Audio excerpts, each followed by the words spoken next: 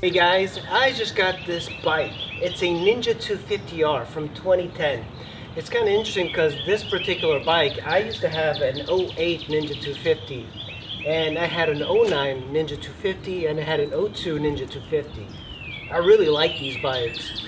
This was given to me free from Nathan, so thank you, Nathan.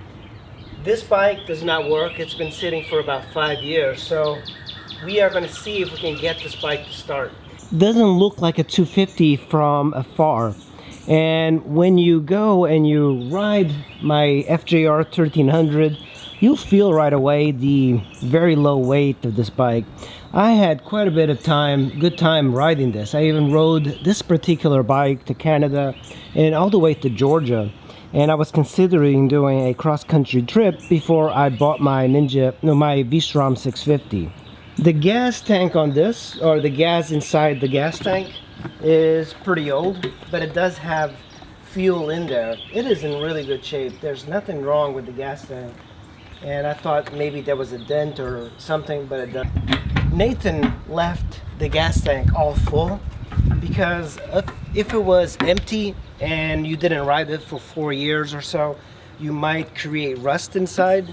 And I've seen bikes that have been left stored for a very long time, and it simply just builds up a lot of rust, and it could rust out the entire tank. So in a way, I'm very glad that he didn't do that. Notice that this hose here was aimed at the battery like this because there was fuel coming out. So one thing that's happening is that when you crank it, turn on the choke, and you can see it wants to start. On this hose, when I crank it,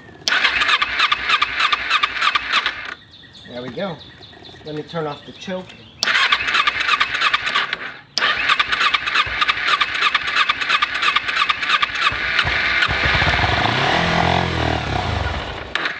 And you can see the bike does start.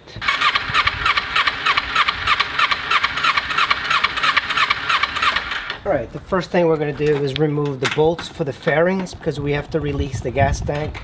There's also washers along with the bolts that you're removing. And make sure you don't scratch the tank. Alright, so and then just take this back part.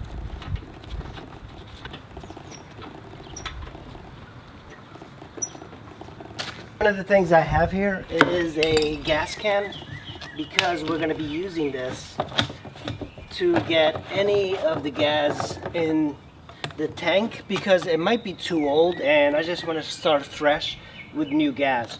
And because there's an epidemic happening, gas is at all-time low right now, so I don't really care too much about losing this. What we have here is the petcock, and actually on my 08 Ninja this went bad at one point and it started leaking gas, so this is kind of like a weak spot. But you could set it to prime and it'll start dripping gas out here, and this could take a while to drain, but this is the vent, so this is vented wrong, this little gas hose. What I'm going to do is just going to turn it off, and actually off is on, and you can see once you remove that, when you put it on the on position, it actually stops the flow of gas. Move the battery so we don't get electronic power. That's the negative, and this one is the positive. The battery should come right out. Our removal of the airbox, it's also important to remove this battery box. There are 2 Phillip head screws down here. Just undo them, and then we should be able to pull this out. Now, I haven't done any Ninja sort of 250 maintenance. There's also a fuse that's on here. You just push it up, and now the box should come out.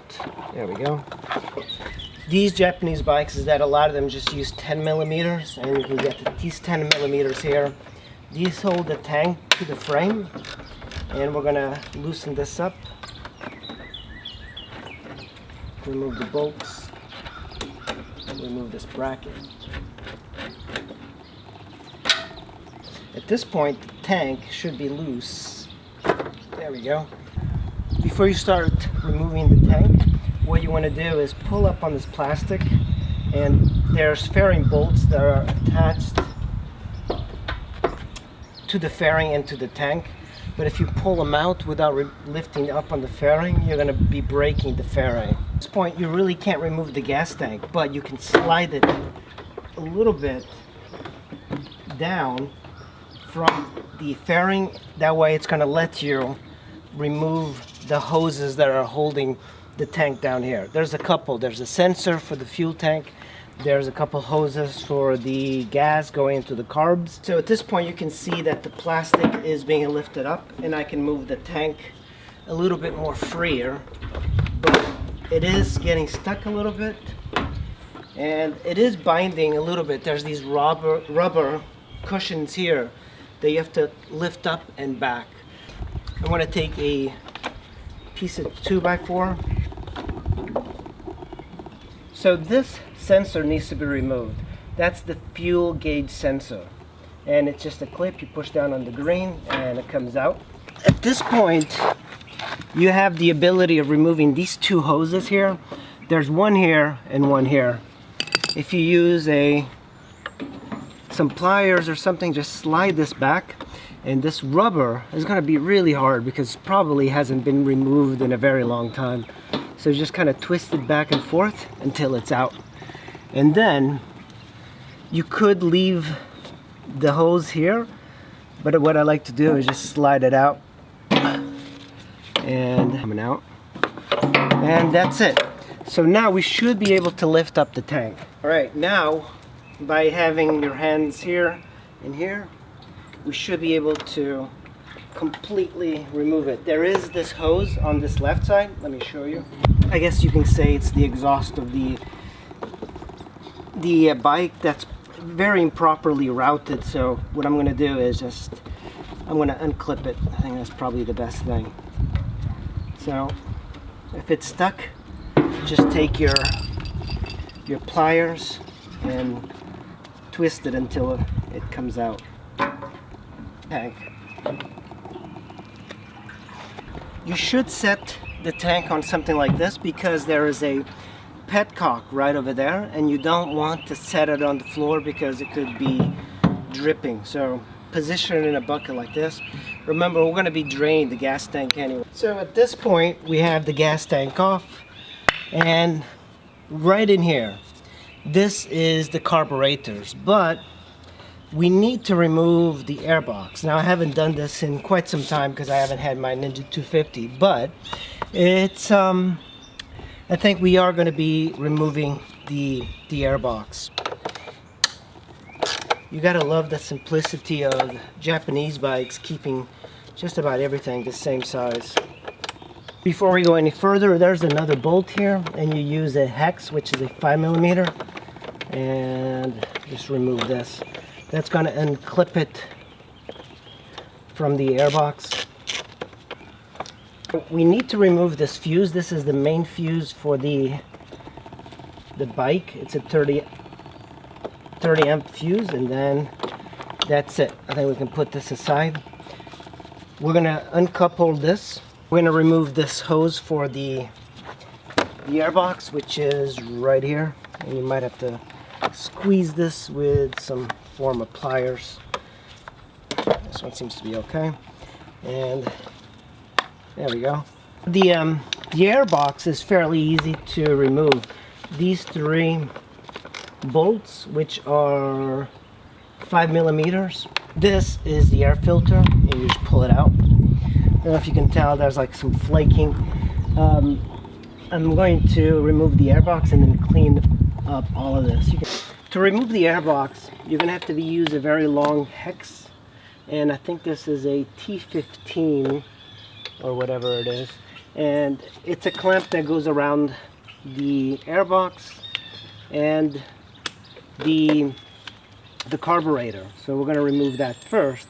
A lot of times I can't find the right tools, so whatever. And once it becomes loose, you don't have to remove the bolt, but now it's loose, and we should be able to slide the airbox back. one of the things I like to do is position those bolts up, that way I can reach them from the top. Before you remove the airbox, you need to remove this bolt, and it's really well hidden just above the sprocket cover. And also, while you're here, there is a vent that goes into the airbox. So using a 5mm socket, you're going to reach in here, and it's a very well hidden bolt here that holds the airbox to the frame.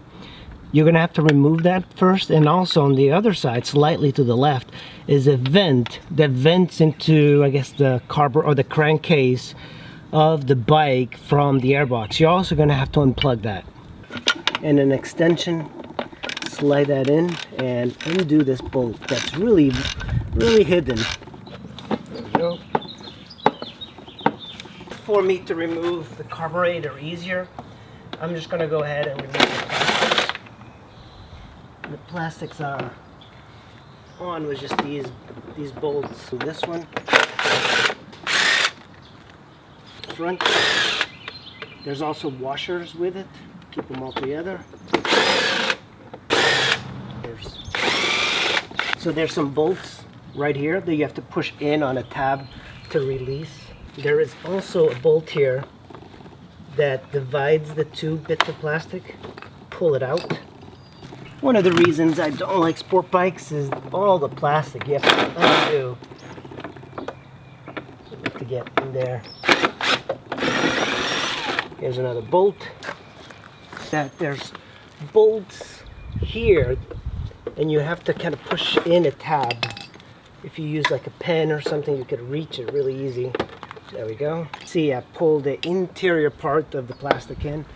Let's look at, even if I don't have to do this for the carburetors, it's still a good practice to do. And here we go. That's the plastic. Is removing this tab here. Well, let's go ahead and disconnect this and push it down and push it up. Should be coming out. Another one of those tabs that I forgot to remove is at the bottom here. That's that mushroom tab that was underneath. You have to remind yourself that the parts where you don't see in the plastic, there's these tabs that hold it down. One of the reasons I hate sport bikes, so much tabs, so much plastic to undo, so much work just to get to the parts where you need to do. This blinker, tough to push down. And that's it, that's the plastic. I have to remove all of this to reach the carburetor, but because the carburetor has never been removed on this bike, the bolts on it are kind of like weirdly positioned.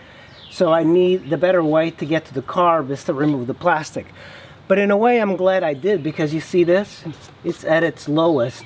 It's below the low level. So I'm gonna fill this back up with coolant. And of course this has never been filled because it's so hard to see on these bikes, the reservoir, just to position it differently. Using an 8mm, you can slide this out and just make sure you put this all together. This in here. There we go. Might as well remove it just a little bit more. Now that we've removed the plastic, you can see it's so much easier to reach these two screws. You can remove this one directly to the carburetor. And this is the boot. Make sure when you're looking at this that the carburetor boot, the plastic bit, is not ripped or anything. What happens as motorcycles age is that the rubbers of the bikes tend to crack and start to get holes, and this would create a vacuum leak. So it's a little important to visually inspect stuff. So at this point you have to undo both sides. There's bolts on each intake of the carb. So undo both, loosen them up. You see it's pretty loose. Go to the other side. These have never been taken apart. The carburetor has never been removed. It's going to be very difficult to pull out. And using a screwdriver, you're just kind of pushing it. You can see it's already come off the boot. I think if I remove this, it'll be easier to remove the carburetor. There we go. This also holds the choke. Let's put the nuts back on here, just loose. This is why I don't like a lot of these sport bikes, because they have so much plastic. And now the carburetor is coming out. Make sure you don't pinch any of these electronics as you're pushing it out. I'm also going to be pulling this plastic off, and the reason I'm pulling it off is just so I can see if there's anything broken in this underside, and it should be fairly easy. There's a bunch of bolts, this one, this one, this one, and these two up here on the top, and this separates into two halves. We're still not able to pull it out from the engine. We also have some cables here. That's where the throttle is. There are different ways of pulling it out. You could disconnect the cable directly like this. There's one more cable up here, which is the choke cable, and if you push it outwards and then inwards, you can unclip it. Let's see if we can pull out the carburetor. There is one more cable attached, but this one should be easy to remove.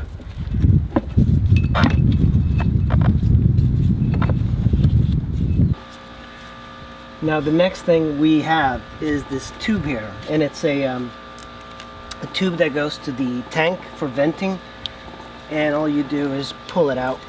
It shouldn't be on too hard. There we go. It's coming up.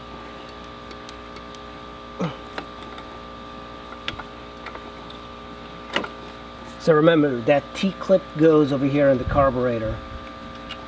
And now let's see if we can pull the carb out.